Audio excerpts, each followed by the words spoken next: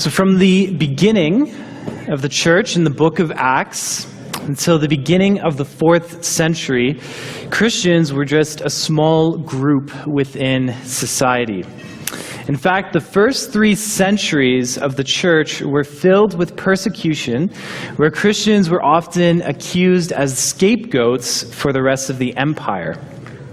This led to many Christians in this time period being killed and many others being brutally tortured. And this was the lot for many Christians during these early years in church history.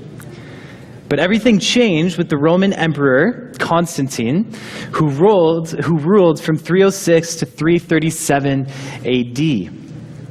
It all happened in 312 when Constantine had a vision of a cross in the sky, and with it was written, "In this sign, conquer."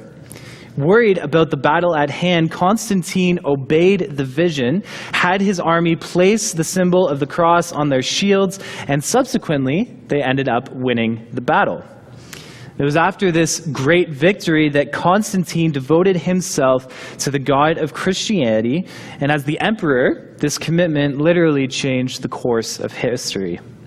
In 313, shortly after the vision and the victory in battle, Constantine formalized what is called the Edict of Milan, which allowed for Christianity to be a legal and respected religion in the empire. Roughly 70 years later, the Edict of Thessalonica was passed, turning the tables completely and now making Christianity the state religion for the Roman Empire.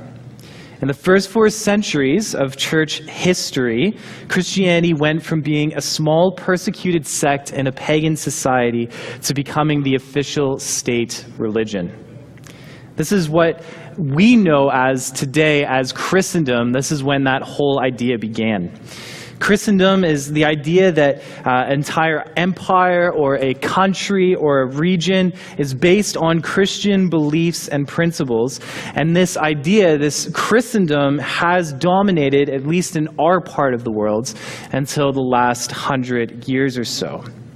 For many of you here, you may have clear memories of Canada being considered, quote, a Christian country. It was supposedly founded on Christian values and principles, and many of the laws reflected that. In this way, Canada continued the Christendom reality that was set by Constantine and later the Edict of Thessalonica. But today, it has moved now to what has been termed post-Christendom. The country that we live in no longer holds all of these same Christian values and principles in the same way that it once did. And so now it has moved beyond what we have termed Christendom. In many ways, this is actually a going back to the way things were in the New Testament, where the church has again become a small sect in an otherwise non-Christian society. And to be honest with you, I don't actually think that this is a bad thing. I do not think that the New Testament sets up the need for a so-called Christian society, but rather sets up what the church is to look like within a society that is often quite contrary to the church. Although for many years in Canada, many people would have called themselves Christians, many times it was simply based on their tradition and upbringing rather than on their own personal convictions. So although it very well may be that less people are going to church in Canada, I personally don't actually think this means that there's necessarily less followers of Jesus. Now, as we live in a world that has values that are becoming increasingly less Christian, we as the church have an opportunity to be increasingly different. Although the rest of the country may be dark, Christ has set us as the church to be his light. So my plea would be that rather than lamenting the good old days and wishing Canada was a part of Christendom again, we instead ask how it is that we as Christians are to live in such a post-Christendom society. Instead of being the dominant players in the country as we've been historically, we are again the small sect in a secular society. And instead of bemoaning this, we need to ask, how then are we to live in light of this? This is the question that I think the book of Daniel really helps us to answer. Similar to us, Daniel and his friends have been taken out of a society that held the same values as they did, and they have been placed into an empire that enforces, in many ways, the exact opposite of what they actually believe. Daniel is placed in a society that is contrary to his beliefs, and I believe that we as modern-day Christians have a lot to learn from his example. Since we've already had Daniel 1 read for us this morning, I'm not going to read it again, but I am going to go through it. So I would invite you to open up in your Bibles to follow along. We're going to be going through Daniel chapter 1. If you have your Bible or if you have it on your phone, and if not, you can follow along on the projector as we go through it. Last week, Richard introduced this text, and he made some comments on verses 1 through to 7. So I'm not going to spend as much time going through this section, but there are a few things that I want us to notice. First, see that Daniel and the other young people that were brought from Jerusalem are being placed into Babylon in order to learn, as it says in the end of verse 4, the literature and the language of the Chaldeans.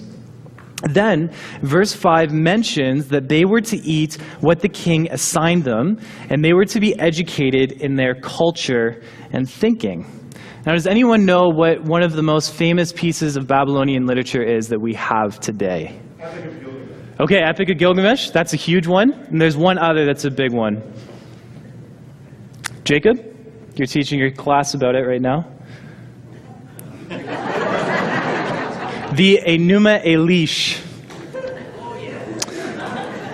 He is teaching his class about it. Yeah, okay, sorry, that was weird. So the Enuma Elish, along with the Epic of Gilgamesh, these are two of the major pieces of Babylonian literature. The Epic of Gilgamesh is the Babylonian account of what happened with the flood. And so it's notable that they too believed in some kind of flood tradition, but the way that they understood it is very different than the Hebrew tradition. And the Enuma Elish is the Babylonian account of creation and how they believed the world came into existence. Now remember last year who these boys were, right? Richard mentioned that these boys were a bunch of high school age students coming into this foreign culture. And now we see that they'll be studying literature that is contrary to the creation account that we have in Genesis.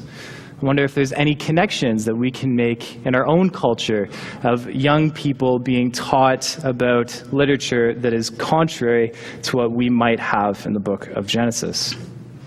After him having learned the language, the literature, giving them different food, and immersing them in the Babylonian educational system, the final thing that happens is verse 7 is that the chief gives them new names. Daniel, which means God is my judge, is given the name Belshazzar, meaning Bel protects his life. Hananiah, the Lord is grace, is Shadrach, command of Aku. Mishael, who is God, gets the name Meshach, who is Aku. And finally, Azariah, the Lord helps, becomes Abednego, meaning servant of Nego. As a brief side note, this is a personal pet peeve of mine. The last name is pronounced Abednego. Okay? Phonetically, I don't know how Abednego came into existence, but it did. In Hebrew, it's two words. The first one is Abed, which means servant, and the second one is Nego, of Nego, so servant of Nego. Nego was a Babylonian god. So if you would like to humor me, you can call it Abednego, not Abednego. Anyhow, returning to these names, we see how these teenage boys have been entirely immersed in the culture of the Babylonians. The last thing holding on to their true God, their names, were changed to reflect their new culture and what they wanted to be their Babylonian gods. In every way, it seems like these young men should follow suit in conforming to the Babylonian standards. But as we will see, this is not actually what happens. Instead, in verses 8 through to 16, we see how Daniel held on to a form of his worship and obedience to the true God of Israel. Verse 8 mentions that Daniel resolved not to defile himself with the king's food and wine, and so he asked the chief officer over him if he was allowed to refrain from eating from this food. When I was a kid and when I was growing up, my family had a trailer that we had parked in a park nearby Bon Echo. And so I have a lot of fond memories of going to Bon Echo and going to our trailer when I was growing up. And one of the things that I always would look forward to was when in the springtime we would go and open up our trailer for the summer. And one year in particular, I remember, we had just recently started in our new location. My dad had just become a pastor of a small rural church, and there was two guys that were going to come up with us. They were young guys, probably about my age now, and they were Ray and Dennis. And so Ray, Dennis, myself, my sister Katie, and my dad piled into our old blue van without any air conditioning, and we made our trip up to Bon Echo to go and open up our trailer. And so when we would get there first to open up our trailer, everything's still a little bit shaky, right? Everything's still winterized, and there's still some glitches getting worked through. And so the first couple days that you get there, things are a little sketchy still. So one night, in particular, I remember we were all sitting, the five of us, around the table, and we were about to eat. And I imagine we were all a little bit nervous because my mom wasn't around, and so my dad was cooking food for us. So that's the first scare. And that night in particular, we were having steak. And so I was probably under 10 at the time, and so the steak that I got was relatively cooked. But the steak that my friend Ray got was still moving. And so here's this steak that's plopped down, it's bloody, it's really rare, and it's put in front of him. And now here's Ray, this young man new to the church with his new pastor, and he's in kind of a tough spot. Okay, he goes, first, I don't want to eat this, but I don't want to be rude, and so I should just eat it, or I could ask, Brian to put this in for another 15 minutes, but that would maybe make him feel sad, I don't know. So he's put in this tough, conflicting spot. But then the miraculous happens. Then we're sitting around this table, and all of a sudden, the electricity goes out, and it's dark. And then after a few moments, the lights come back on, and the steak is gone. Now, I didn't notice this at the time. It was only until later I realized what happened. But in that time that the lights went off, Ray used that opportunity to quickly grab the steak and put it into his hoodie pocket so that he would not have to eat that steak or embarrass my father. The steak was ruined, so was his hoodie, but fortunately, when I was preparing the sermon, I texted Ray about using this illustration, and he said to let you all know that actually now he really likes rare steaks. So it didn't damage him eternally, which is great. The reason that I tell this story is because we all know why my friend Ray didn't want to eat this steak. It was too rare for him, and he didn't want to say anything to my dad, didn't want to embarrass him. And so we understand why he did this switcheroo that he did. But when we come to the story of Daniel, his motivation for wanting to not eat the food given to him is not actually clear. We are told that he did not want to defile himself, but we don't know why eating the food would have defiled him. One view is that the food given to him would have been prohibited in the food laws in Leviticus. And so those who hold to this view believe that in eating the food, Daniel would have broken the law, and in that way he would have defiled himself. But there's several problems with this view. For one, the only ones who were prohibited from drinking wine were the Nazarites, and the text does not actually say anything about Daniel being a Nazarite. And more importantly, later in Daniel chapter 10, verse 3, when Daniel fasts for 3 weeks, it says that he fasted from no choice food, no meat or wine. So if later in his life he fasted from these things, it implies that later on in his life he does actually eat the food that he is here being served. So it cannot be that the food itself is inherently against the law. The second view is that the meat would have been sacrificed to idols, and so therefore Daniel did not want to eat it. However, as Tremper Longman points out, we don't have any reason to believe that the vegetables would have not also been offered to sacrifices as well. So he offers a third option, and I quote it here.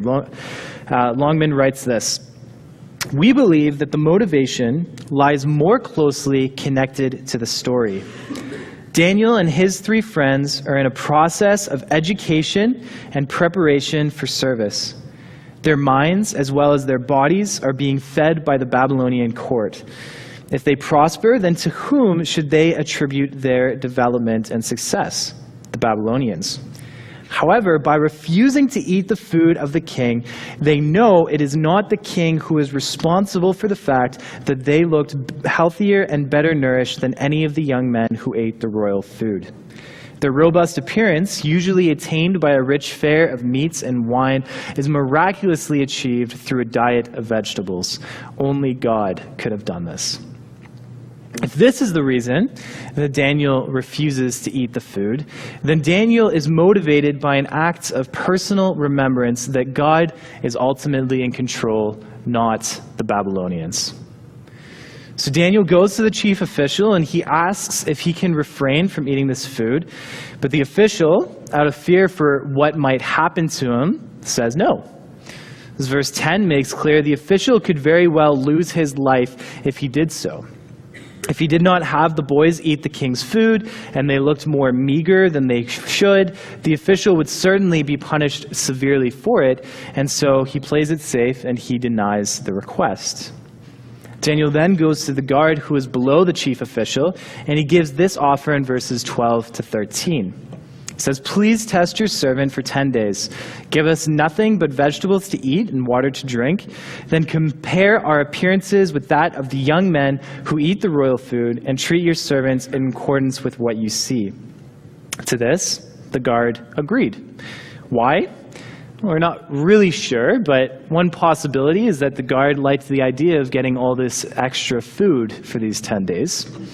He wasn't upset with the idea of getting extra wine and meat, and so he agreed. And after the 10 days, if they're not looking so great, then they change things back, and there's no real issue. So the guard agrees. Verses 15 to 16 then show us that after these 10 days of trying this out, the boys looked healthier and better nourished than any of the other young men who ate the royal food. So during these 10 days and after them, the guard continued to serve them the diet of only vegetables and water. And in this point in the passage, we can ask the question, what does this passage have to teach us about living in a post-Christendom country? First, we are to take a stand for our faith, but we're also to do it politely and respectfully. Notice how Daniel approaches those in authority over him. Daniel's not starting a riot. He's not making a huge deal about how he is losing his rights. Instead, he quietly and humbly goes to those in charge, and he even asks with a please. Even though Daniel wants to point out where his strength ultimately comes from, he does so respectfully. As we are faced with people in the school or in the workplace or in our families who disagree with us, we can take a lesson from Daniel in being humble and respectful in our conversations. We should look to make a stand, but we should look to do so lovingly and respectfully. Second, we are to remember that everything good given to us is ultimately a gift of God. When we come to this chapter, we should be careful about how we talk about and appropriate a so-called Daniel diet. There have been programs based on this passage where people look to get healthy and lose weight by only eating plant-based foods and drinking water, following Daniel's example. The problem with this whole thing is that Daniel's decision not to eat the king's food and drink the king's wine is not because he's making a good dietary decision. Actually, it's very much the contrary. The whole point is that diet whereby they ate only vegetables and drank water was to make them look worse than their other people in the cohort. But miraculously, through the hand of God, the boys were better nourished than the others. The whole point of this is to show that Daniel and his friends are nourished not by the Babylonians, not by their good dietary decisions, but by the providential hand of God. This passage is to remind us then of where our health and well-being ultimately comes from.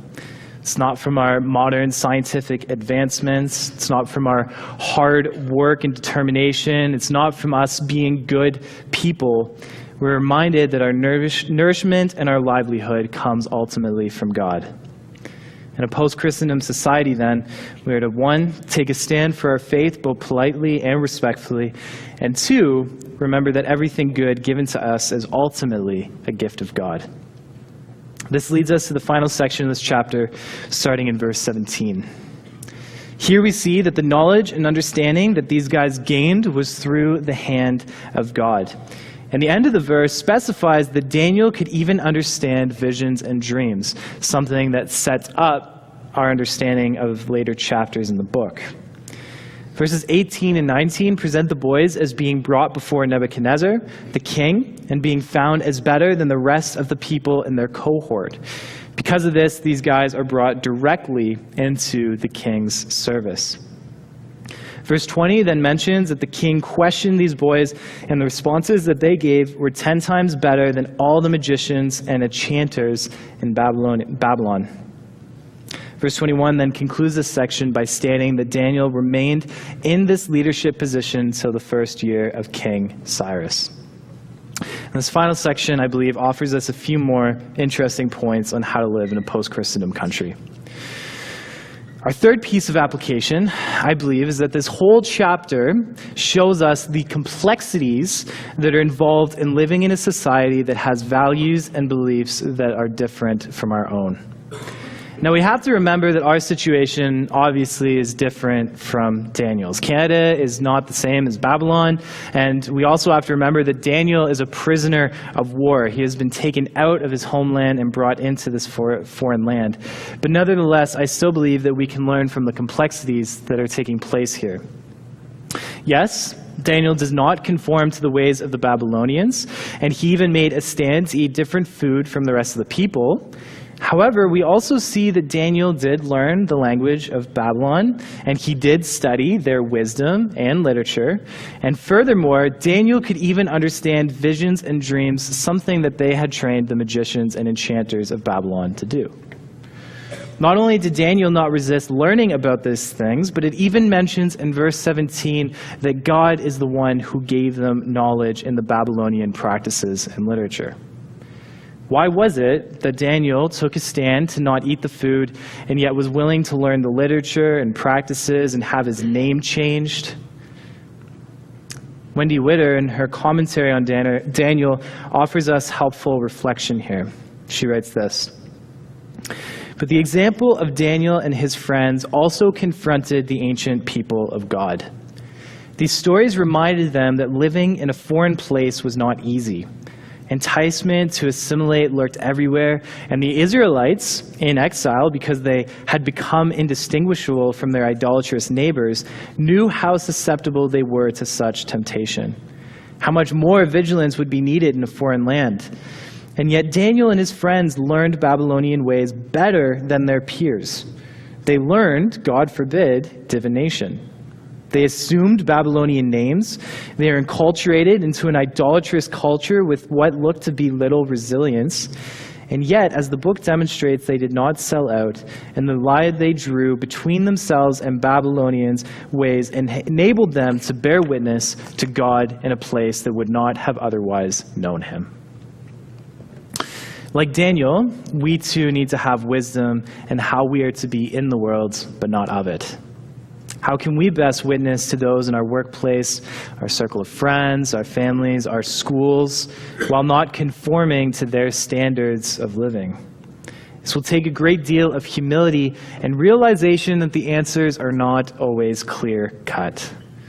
Further, it may also mean that what can be acceptable for you to do may be too difficult for me. And as we navigate these things as Christians in this day and age, we need to offer support to one another by looking to Scripture, seeking guidance, and bringing all things to God in prayer, realizing that each situation and each person is different. Yet in all things, we look to bring glory to God and to be His witnesses to those who are around us. Fourthly, we're reminded that in every situation, God is in control. The phrase God gave is repeated 3 times in this passage. First, in verse 2, when the Lord gave the king of Judah into the hands of Nebuchadnezzar. Next, in verse 9, when God gave compassion to the official dealing with Daniel. And finally, in verse 17, when God gave knowledge and understanding to the 4 young men. Throughout this chapter, the reminder is that God is ultimately the one in control and that nothing is taking place outside of His plan. So as we struggle to live in a post-Christendom society, and as it may feel like we have lost, we are reminded of God's sovereignty, and we are reminded that nothing happens outside of His will. And this leads us to the final point. No matter what happens, we know that God will not abandon His people. Remember that Daniel and his friends have been taken out of their homeland and have been brought into Babylon because of the sins of their forefathers. Because of Israel's disobedience over the years, the nation is being punished, and people like Daniel are suffering the consequences. However, although God's judgment is seen through the handing over of Judah into the hands of Nebuchadnezzar, we still nevertheless see God's hand working in the lives of these 4 men. Yes, they are suffering the consequences of their sin, but they have not been abandoned. Today, we can be reminded that even though our country may be abandoning its heritage, God is not abandoning His people. Jesus Christ, the Son of God, emptied Himself of His glory in order to come into a world that was contrary to Him. He lived a life in a hostile culture and was ultimately killed by the people who opposed His message. Yet on the cross, Jesus took the punishment that was rightly due us upon Himself so that we would not have to suffer. And now, thanks to His life, death, resurrection, and ascension, we can be forgiven of our sins, and we can be free from punishment, and we can have a right relationship with God. Further, we can be a part of His church, His body, and we can have comfort knowing that no matter what is going on around us, God is with His people. Christ made it clear that He is the one who will build His church.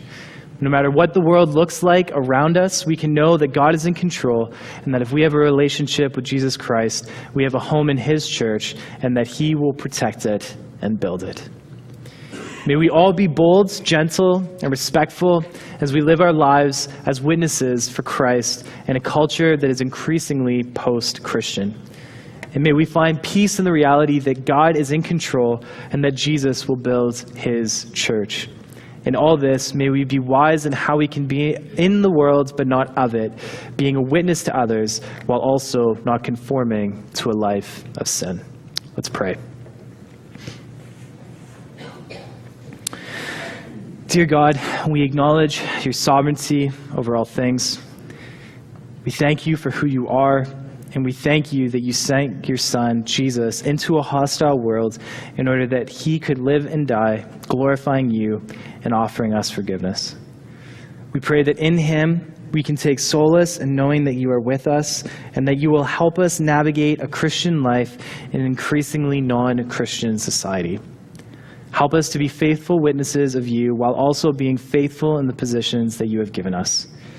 In all things, may we give You the praise, honor, and glory that You are due. And we praise things in Jesus' name. Amen.